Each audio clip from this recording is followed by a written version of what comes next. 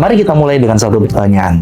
Kira-kira kalau kita punya uang, kita mau taruh uang kita di mana? Di industri yang pasarnya tumbuh 2 kali lipat dalam 10 tahun terakhir, atau industri besar yang stagnan? Kalau jawaban yang pertama, maka kita perlu mulai serius melirik ke industri game. Tapi sebelum sampai ke sana, ayo kita mundur sebentar.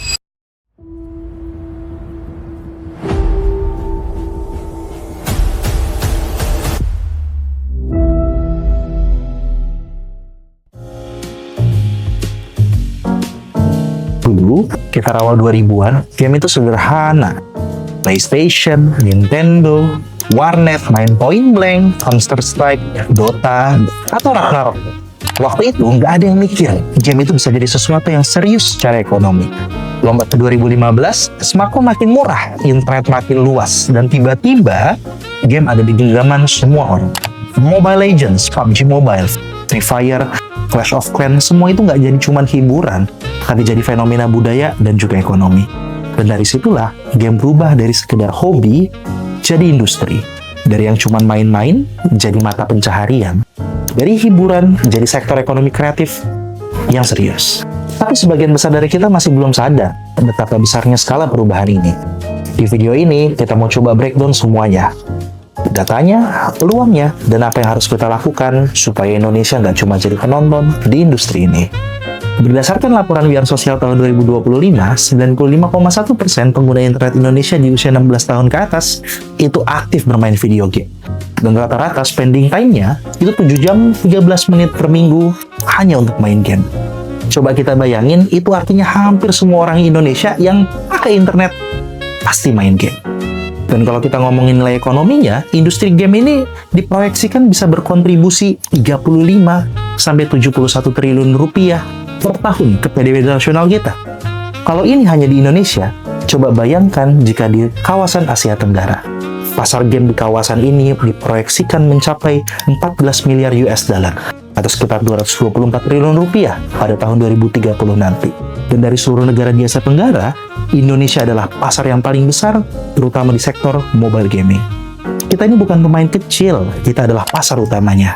Tapi ada satu hal yang menarik, pasar yang besar belum tentu kita adalah yang mendapatkan manfaat paling besar. Dan disinilah ceritanya mulai menjadi lebih kompleks. Dari pasar yang besar itu, ada satu cabang yang tumbuhnya paling terasa dan paling cepat kelihatan dampaknya. E-sport. Kita semua sudah familiar nama-nama seperti EVOS, Onyx, RRQ, Bigetron.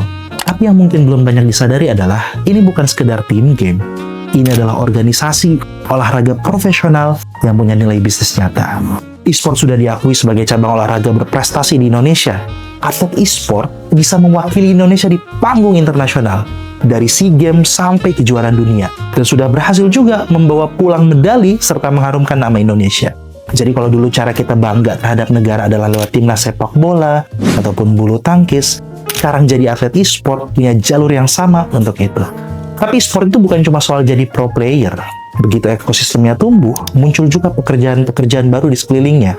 Ada coach, match analyst, caster, host, team manager, streamer, bahkan content creator. Dan masih banyak profesi di balik layar yang membuat turnamen bisa berjalan. Belum lagi kita kalau ngomongin masalah bisnis sponsor, masalah hak siar, tiketing, bahkan merchandising.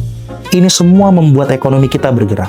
Tapi sebelum kita bicara soal peluang profesi yang lebih luas, kita perlu tahu dulu, apa sebenarnya yang membuat Indonesia punya posisi yang nggak dimiliki oleh negara lain.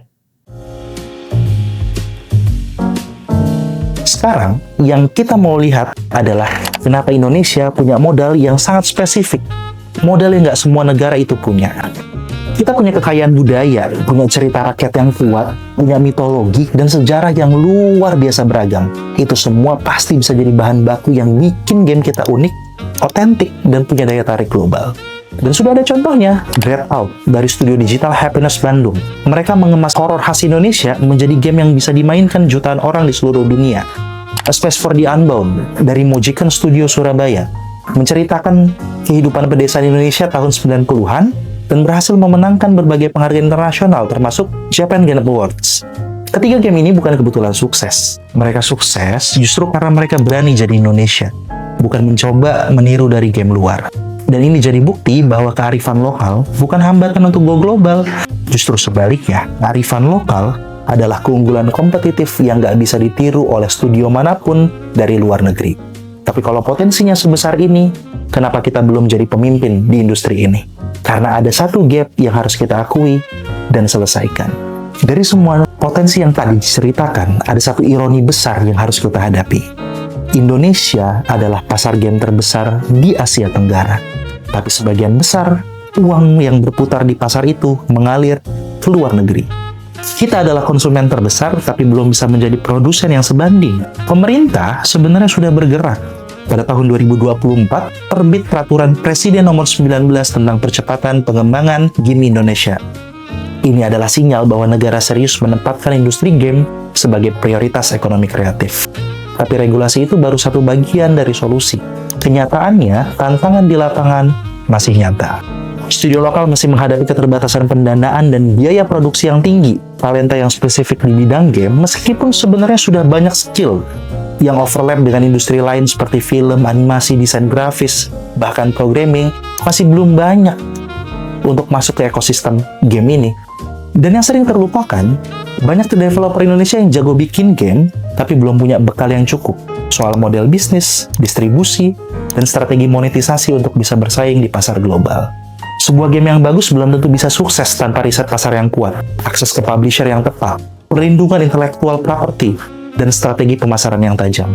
Jadi ke depan, tujuan kita bukan hanya melahirkan lebih banyak pro player, kita perlu melahirkan lebih banyak studio yang sehat secara bisnis dan berkelanjutan.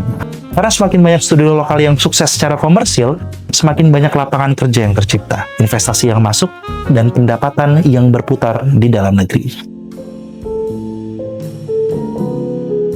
Dan ada satu hal lagi yang sering luput dari diskusi ini. Di banyak negara yang maju, game bukan sekedar hiburan. Game sudah masuk ke ruang kelas pembelajaran, Minecraft Education, Code Combat, Dragon Box. Game-game ini dipakai secara resmi sebagai alat edukasi. Bahkan di Norwegia, Dragon Box jadi kurikulum wajib sekolah. Dan dari sisi budaya, Black Myth membuktikan bahwa game bisa jadi medium promosi sejarah dan pariwisata yang sangat kuat. Bayangkan kalau Indonesia punya game dengan kekuatan yang sama, menceritakan mengenai Borobudur, Majapahit, atau bahkan Nusantara ke seluruh dunia. Let's see the bigger picture. Indonesia punya pasar yang besar, minat masyarakat yang tinggi, kekayaan budaya yang melimpah, dan sudah banyak bukti nyata bahwa studio kita bisa bersaing di level dunia. Tantangannya memang masih ada, soal pendanaan, ekosistem bisnis, distribusi. Tapi, constraint itu bukan menjadi satu-satunya hambatan yang nggak bisa diselesaikan. Itu adalah gap yang kalau kita isi, justru menjadi peluang bagi siapapun yang mau masuk dan bergerak lebih dulu. Pertanyaannya bukan lagi apakah Indonesia bisa, tapi siapa dari kita yang akan coba mulai. Kalau kalian tertarik dengan dunia game, baik sebagai developer, content creator, atlet e-sport, atau bahkan menjadi investornya, ini adalah waktu yang tepat untuk kalian bisa mulai belajar. Dan kalau kalian mau tahu lebih dalam soal karir dan peluang di industri digital Indonesia, langganan di channel ini, nyalakan notifikasinya karena kita bakal terus breakdown topik-topik kayak gini. Sampai jumpa di video berikutnya.